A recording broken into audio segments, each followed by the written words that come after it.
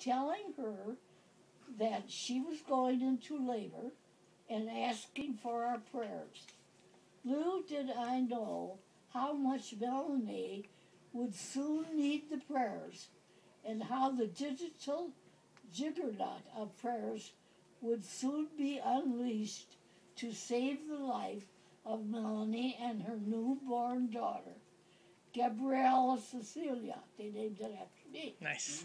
Many asked specifically for the intercession of Pope John Paul II, whose teachings inform Melanie's life and work. And this is from Phoenix, the paper. It kind of repeats itself here, see. Well, then,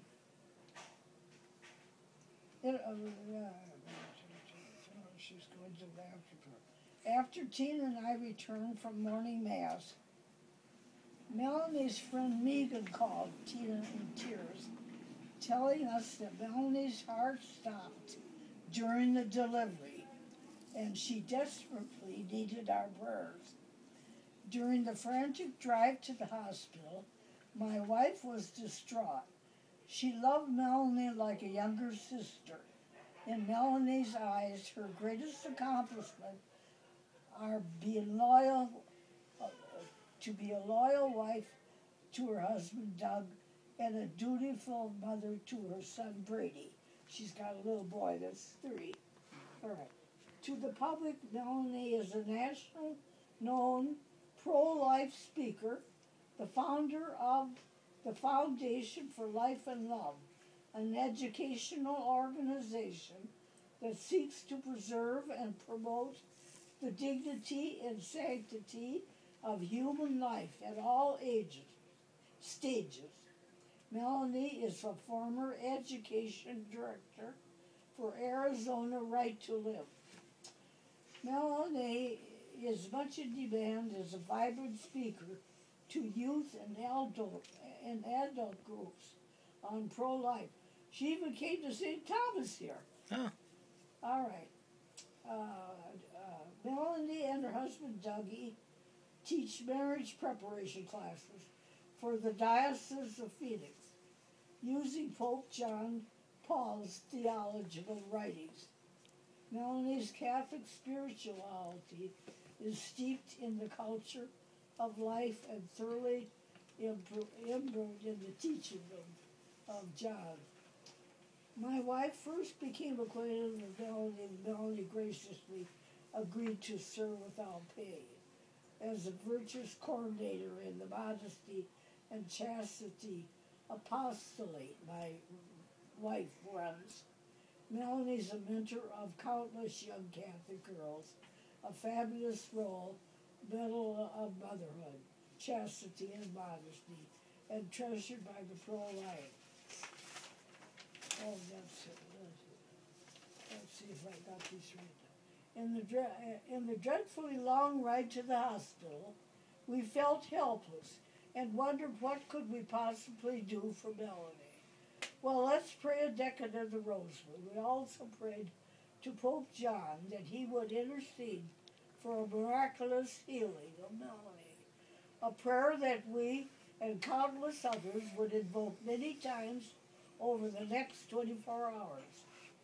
After our drive time prayer, we still had quite a bit of time before reaching the hospital, so we started calling everyone we knew, requesting their fervent prayers to pass the word by email. I called contacts I had in Catholic media, both new and traditional. Fortunately, I got through to close friends at the Immaculate Heart Radio and St. Joseph's Communications and other Catholic media outlets who faithfully responded.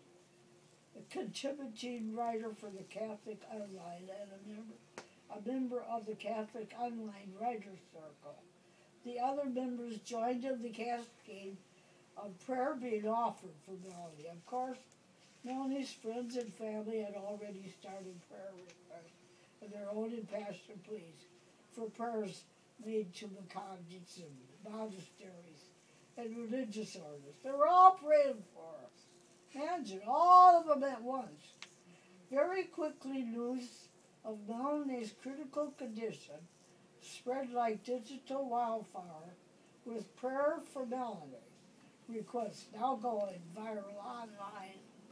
The prayer it forwarded that juggernaut to save Melanie had begun in earnest, with many specifically praying for John Paul's intercession to save the life of this loyal spiritual daughter, Melanie.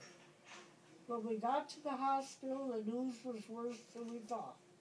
Melanie had suffered an amniotic embolism, and there was a massive internal bleeding. Her heart had stopped again, twice now, and they were rushing her into surgery again. There was a real like food of heart and kidney failure, and I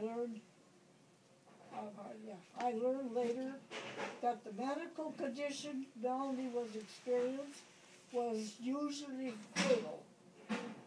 There was some good news, however, which was Melanie and Doug's newborn daughter, Gabrielle Cecilia, was healthy after emergency C-section delivery. Additionally, Melanie, the renowned heart surgeon, remember him now? Yeah. They called him as soon as she had the passed out. He came right away. Right. And of course, then he took care of the heart business. Was she lucky? He saved her. God saved her, but Larry saved her too. Right. Yeah. Yeah, there was good news. Additionally, Melanie's brother Larry is a renowned heart surgeon. You see what they did? That from the small hospital, they took her that night, and they called Mayo and told them to bring their unit over and get her and bring it back to Mayo Hospital. So this isn't in here. So that wins. She's in Mayo Hospital now, with Larry telling them what to do. Nice. Okay. Somehow made it through the surgery, but then suddenly she took a turn for the worse. Father John Murr, a childhood friend of Melanie and Doug, arrived at the hospital and administered the last rites to Melanie.